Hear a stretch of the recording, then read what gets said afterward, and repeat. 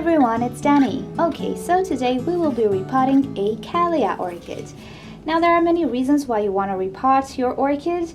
Either it's new and you just want to switch it to a brand new media that you feel comfortable with, or you have it for some time and it's time to repot it. This has been in this media for about 2 years, and that's about the maximum you can go. Maybe sometimes you can go 3 years, depends, but I like to repot my orchids every 2 years or so. Also, this is a good time to switch the pot. As you can see, this is not a orchid pot, it's just something that I improvised. It does not have that cone on the bottom. I don't know if I can show you. So yeah, I just want to switch everything. I just want to pot this orchid in new media, switch the container, and everything should be fine. Okay, so let's start by detaching the root system from the sides of the pot. To do this, all you need to do is squeeze gently. This will detach the roots from the sides of the pot.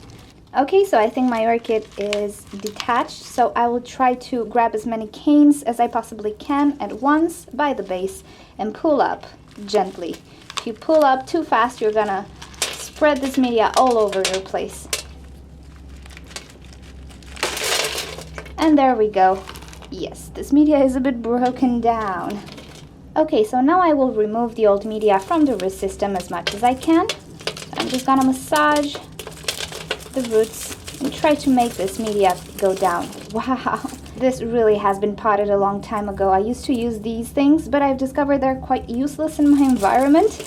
But if your environment is more humid, let's say, these things can actually keep the bottom of the pot dry if you have problems with that. I don't. I actually keep the orchids hanged, some of them, this one, Cattleyas in general. So I really don't need the styrofoam or whatever this is on the bottom. But if you feel comfortable with it, by all means use it. Okay, so I removed some of the old media, but this stuff is pretty attached to the roots. Now, a tip to remove it faster is to go and soak the root system with water. This will make the roots a bit more flexible, and also they will expand a little bit, and you will actually be able to remove these pieces easier and without damaging the roots too much. So I'll go to the sink and do this right now, and I'll come back when I'm done. Okay, we are back. I actually removed as much of the old media as possible. You will sometimes have a few pieces that are just very stubborn, and if you would try to remove them, you would actually damage new root tips and so on. It's okay to leave only a few pieces, but just make sure there are not too many of them. The reason is that they are already decomposing, they retain a lot of water, and they can actually spoil the new media you're gonna use. So if you have something like this, that's pretty much okay. We're gonna cut some roots as well, so many of the pieces will actually fall off as well with the roots, so that's okay. Bottom line is, don't leave too much of the old media attached. Alrighty, now that the orchid is watered, you can actually see the roots have started to green up. Live roots and healthy roots usually do this. The roots that appear to be brown or dark in color and actually feel mushy when you try to pinch them, those roots are dead. And right now we're gonna clean this orchid up. We're gonna cut away all the dead roots that we can find.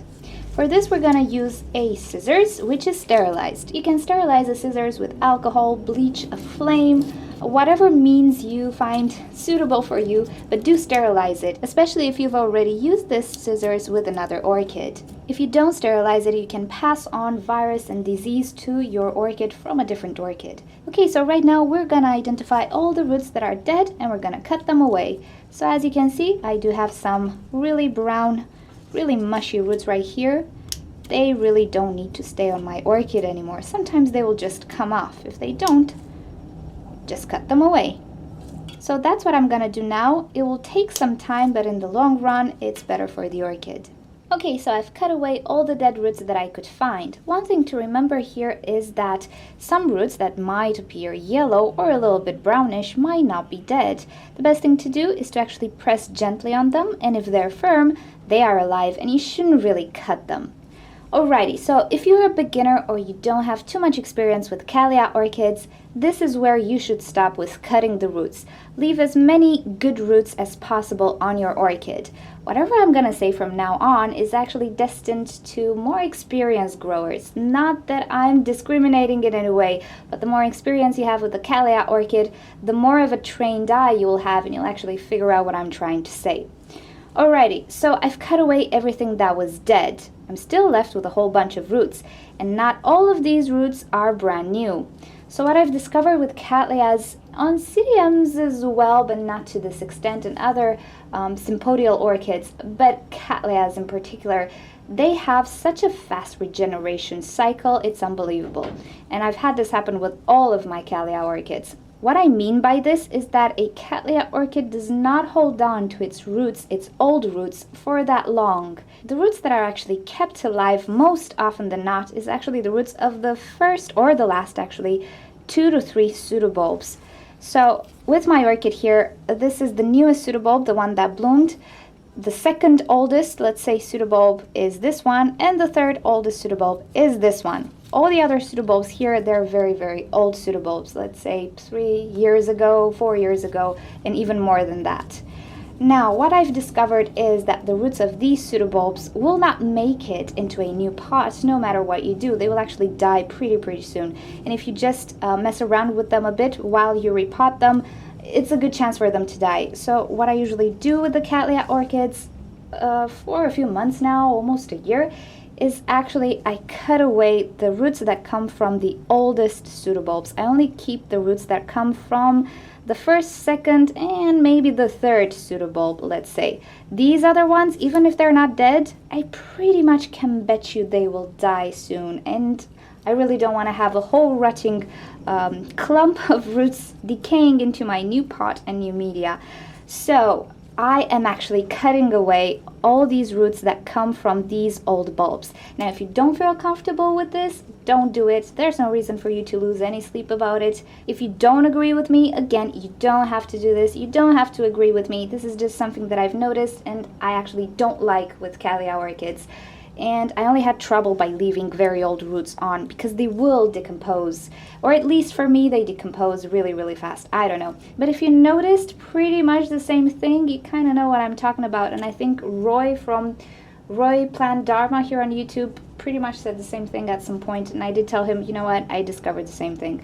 So what I'm going to do now is actually cut away all these roots that come from the oldest pseudobulbs of the orchid. I will only keep the roots that come from the newest 3 pseudobulbs of a Cattleya orchid. So here is an example. This root is coming from one of the very old pseudobulbs.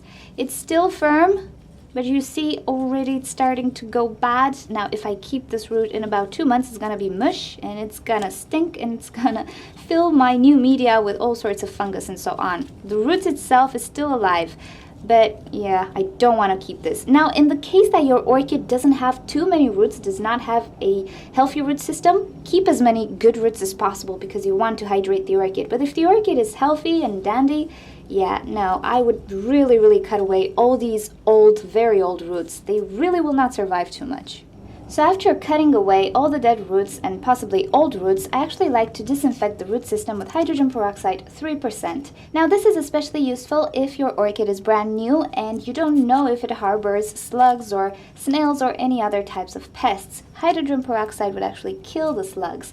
I know my orchid does not have any snails, but because I cut away so many roots, I just want to seal off the wounds. So I always actually spray the root system of any orchid that I repot with hydrogen peroxide, just so I can sleep better at night. Okay, so my orchid has fizzed away with the hydrogen peroxide for a few minutes.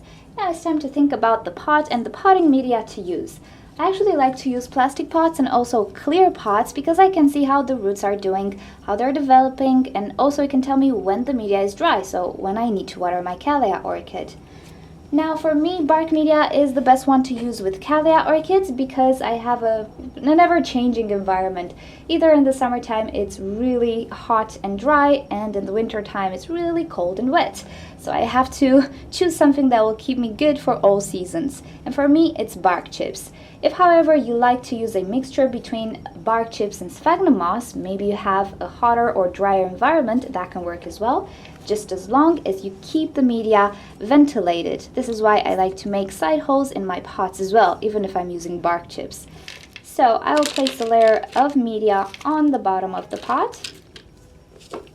And now, because my orchid has already a growth pattern pretty distinct, These are the old bulbs and these are the new bulbs. I will actually try to place it a bit to one side and actually give some room for some new growth to develop here, at least for 2 years. If you're not sure of the pattern of growth of your orchid, you can actually place the orchid in the middle, because if you place it wrong and maybe this is your growth pattern, you will not have room for any more growth. So if you're not sure, place it in the middle. If you're sure, however, place it on one side and leave towards the middle of the pot the newest pseudobulbs created by the orchid. So now it's just a matter of adding the media around the roots, trying to make it go down inside the pot by tapping on the pot, whatever you like. I don't actually like to press down on the media because it pretty much snaps the roots. That's never good. If the orchid is a bit unstable, I actually stake it with an orchid stake and everything is just fine. Okay, so my orchid is potted. It is not very unstable, but it's not the most stable thing you've ever seen either. This is not due to the fact that I repotted it wrong, but we're talking about chunky bark chips. No matter how much you would press them down, you would not make them compact, like sphagnum moss, for example, or peat moss. So don't worry if it's just a slightly little bit wobbly. You can actually resolve this issue by using an orchid stake. And what I like to do is to place an orchid stake inside the pot, close to a pseudobulb, like so, and actually pin the pseudobulb to the stake. I'm using a zip tie, but anything else can work as well. Try to not use textile though, because it can retain water when you water the orchid, and it will retain the moisture around the pseudobulb, and that's not too good. And there we go. It is now a lot more stable. Additionally, because Cattleyas can get so unruly, you can actually place a tie that holds multiple pseudobulbs. I think I will actually do that for this Cattleya orchid because it is a very big Cattleya. You don't have to do it. If you just want to do it, okay. It's a good idea to keep it as compact as possible because you might actually get tangled in it when you walk around your Cattleya, and you can bump it over and depot it and so on. So it's not necessarily an aesthetical thing, it's more of a practical thing to try to keep your Cattleya orchids as compact as possible, especially if you don't have a lot of space in your growing area. Okay, so what I'm gonna do now is actually water this orchid at the sink, wet the bark chips as much as I can just to maintain the moisture for a few more days for this orchid, because if I don't water it now, it's gonna stay dry and my orchid will pretty much suffer from dehydration. I will also try to make it a bit more compact and yeah, just take care of some old spikes, remove them with my scissors and so on, but pretty much this is a repotted Cattleya. Okay, so I hope you found this video useful. If you want to see more videos from me, don't forget to subscribe to my channel. You can leave me questions or suggestions in the comment section below and I'll get back to you. And if you just want to stay in touch with me, you can follow me on Twitter and Instagram. And you have all the links below. I'll see you next time. Bye!